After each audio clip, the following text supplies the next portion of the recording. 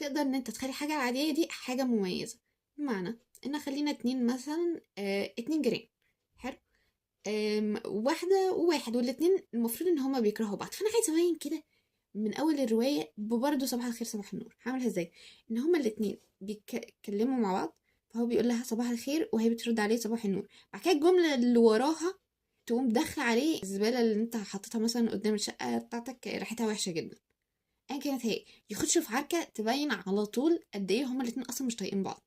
فحتى لو الحوار بتاعك يعني من ابسط ما يكون بدأ بصباح الخير، لازم يكون ليه هدف ان انا ببين حاجة معينة. اتنين، ان هو يكون مختصر، بلاش كب معلومات.